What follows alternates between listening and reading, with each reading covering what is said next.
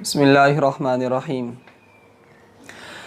हज़रत इब्राहीम अलैहिस्सलातु वस्सलाम का तारुफ़। हज़रत इब्राहीम के वालिद का नाम कुरान करीम ने आज़र बताया है। आपकी वालदा का नाम उमैला और बाज़ रिवायात में बलौना भी आता है।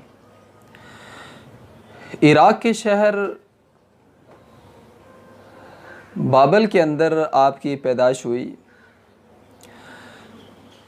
पैदाइश का बड़ा एक अजीब वाक़या है कि उस वक्त का जो बादशाह था वो नमरूद था। इराक़ का बादशाह नमरूद था। बड़ा ज़ालिम और जाबर था कि जो लोगों से अपने आप को सजदे भी करवाता था। लोगों से कहता था कि मैं रब हूँ। गोया कि जिस तरह फ़िरऔन ने अपने आप को रब साबित किया था कि मैं रब हूँ, मेरी इबादत करो, तो यही काम नमरूद ने भी किया था। एक दिन नमरूद रात को सोया हुआ है तो ख्वाब के अंदर देखता है कि एक सितारा चमका है और उस सितारे ने आसमान को रोशन कर दिया है। तो बाकी जितने सितारे हैं उन सब की रोशनी बिल्कुल मद्धम पड़ गई है। बड़ा हैरान परेशान हुआ। सुबह हुई तो अपने तमाम नजूमियों को बुलाकर उनसे मशवरा किया। उनके सामने अपने ख्वाब का ज़िक्र किया कि रात को मैंने ऐसा ख्वाब देखा है, मुझे बताएं इसकी क्या ताबीर है। तो सब ने कहा कि एक ऐसा बच्चा पैदा होने वाला है जो तेरी सल्तनत को ख़त्म कर देगा। उसने कहा अच्छा क्या किया जाए कि वो बच्चा ही पैदा ना हो। तो उन्होंने कहा कि ऐसे करें कि जो भी बच्चा पैदा हो उसे कत्ल कर दिया जाए, और एक काम और करना है कि अपनी तमाम रियाया में ऐलान कर दें कि आज के बाद कोई आदमी अपनी बीवी से ना मिले। मियाँ बीवी के जो ताल्लुकात हैं वो कोई भी कायम ना करें।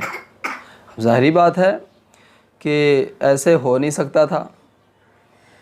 लोगों से शाही ख़ानदान का इस तरह का जो हुक्म था उस हुक्म पर अमल करना एक नामुमकिन है, ख्वाह उस दौर में हो या आज के दौर में हो। जिस तरह कि आज हुकूमत भी कहती है जी फैमिली प्लानिंग ये ज़रूर होनी चाहिए, बच्चे दो ही अच्छे, ये आज भी यही नारा है। तो आज के नारे में और उस नारे में फ़र्क ये था कि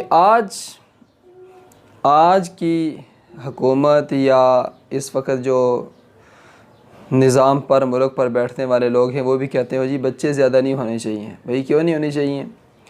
अगर बच्चे ज़्यादा हो गए तो फिर इनके खाने का जो इंतज़ाम है वो कैसे होगा। तो याद रखिए, जिस रब ने दुनिया के अंदर जिस रूह को भेजना है उसने भेजना ही भेजना है।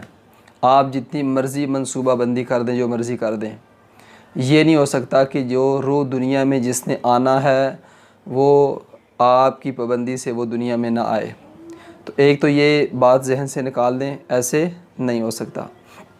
और दूसरी बात यह है कि जो रूह अल्लाह दुनिया के अंदर भेजते हैं तो उस रूह के उस आदमी के खाने का इंतज़ाम पहले ही हो जाता है। माँ के पेट के अंदर लिख दिया जाता है ये बच्चा नेक है या बद, दुनिया में कितनी देर रहेगा, कहाँ से कमाएगा, कहाँ पर खाएगा, इसका रिज़्क़ कितना है। तो ये सारी चीज़ें पहले से ही लिखी जाती हैं। तो नमरूद ने भी कह दिया कि हाँ कोई आदमी भी अपनी बीवी से ना मिले। अब लोग कहाँ मुड़ते हैं? लोग अपनी बीवियों से मिले और बच्चे भी पैदा हुए, तो जो भी बच्चा पैदा होता नमरूद उसको कत्ल कर देता। उसने हुक्म जारी किया था कि जो भी बच्चा पैदा हो उसको कत्ल कर दिया जाए। और यही बिल्कुल काम फ़िरऔन ने भी किया था। उसे भी जब बताया कि एक बच्चा ऐसा पैदा होने वाला है जो तेरी सल्तनत को पाश पाश कर देगा, ख़त्म कर देगा, तो उसने भी यही पाबंदी लगाई थी कि एक तो लोग अपनी बीवियों से ना मिलें, अपने ताल्लुकात जो मियाँ बीवी के आपस में ताल्लुकात होते हैं वो कायम ना करें। तो उस वक़्त भी लोगों ने ये काम किया गोया कि नमरूद या फ़िरौन जैसा एक बड़ा बादशाह जो अपने आप को रब कहते थे, तो लेकिन उस वक़्त भी जो रियाया के लोग थे वो इस काम से बाज़ नहीं आए। तो ज़ाहिरी बात है, शरीयत ने जब एक मियाँ बीवी का हलाल ताल्लुक़ कायम किया है, अब उस हलाल ताल्लुक़ को अपनी कुर्सी के लिए कोई ये कहे कि ओ जी आप ख़त्म कर दें, तो ये ख़त्म नहीं किया जा सकता और वैसे करना भी नहीं चाहिए।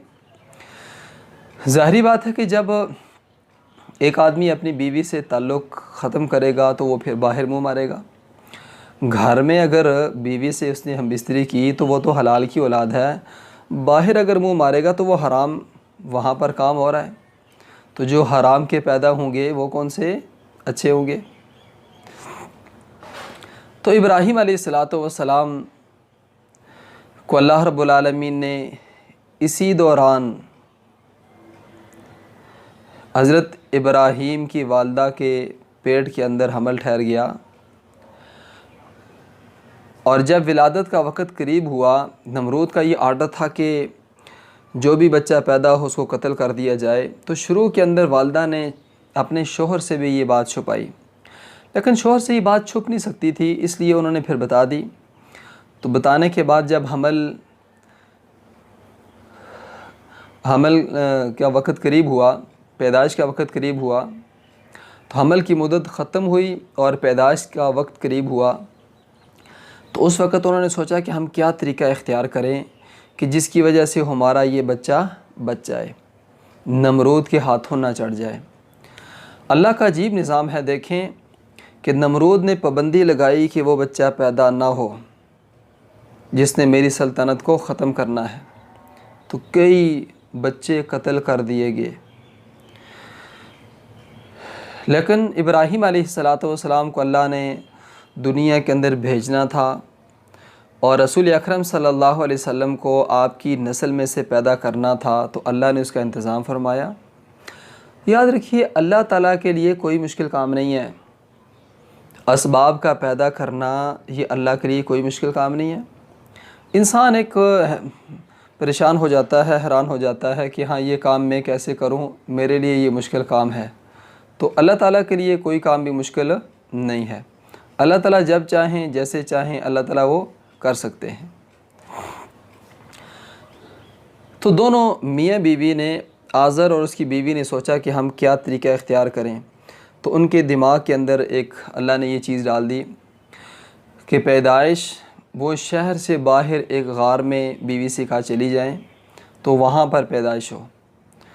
तो इब्राहीम अलैहिस्सलाम की वालदा शहर से बाहर एक गार में चली गई, तो वहाँ इब्राहीम अलैहिस्सलाम की पैदाइश हुई। तो पैदाइश के बाद इब्राहीम अलैहिस्सलातु वस्सलाम को उसी गार में छोड़ दिया। तो दूध पिलाने के लिए जाती और फिर दोबारा वापस आ जाती।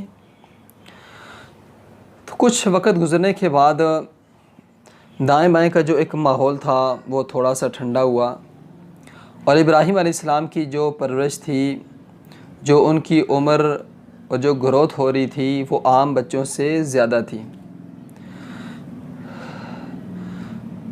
तो इब्राहीम अलैहिस्सलाम कुछ वक़्त गार के अंदर कुछ अरसा रहे। बाज़ मुअर्रिखीन ने लिखा है कि 5 साल तक गार के अंदर रहे और उस वक्त तक दाएं बाएं का जो एक माहौल था, जो नमरूद ने हर तरफ बच्चों का कत्लेआम शुरू किया था, वो ठंडा हो गया था और इब्राहीम अलैहिस्सलाम की उस वक़्त उम्र भी ज़्यादा होगी। तो 5 साल तक जब गार में रहे तो आम बच्चों से ज़्यादा उनकी ग्रोथ हो रही थी। तो इब्राहीम अलैहिस्सलाम उस वक़्त बड़े हो गए थे। तो जब गार से बाहर आए तो बाहर निकल कर अपने बाप, अपने वालिद आज़र से हर चीज़ के बारे में सवाल कर रहे हैं कि अब्बा जान ये क्या है, ये क्या है, ये क्या चीज़ है, इसको क्या कहते हैं। तो आज़र बताते कि हाँ ये दरख्त है, ये पत्थर है, ये पहाड़ है, ये मिट्टी है, ये आसमान है, ये ज़मीन है। क्योंकि इतना अरसा जब गार के अंदर रहे तो बाहर निकलने के बाद सारी एक नई चीज़ें देखी। तो नई चीज़ें देखने के बाद फिर तरह तरह के सवालात भी ज़हन में पैदा हुए और जस्तजू हुई कि इन चीज़ों के बारे में मैं सवाल करूं, ये क्या चीज़ें हैं।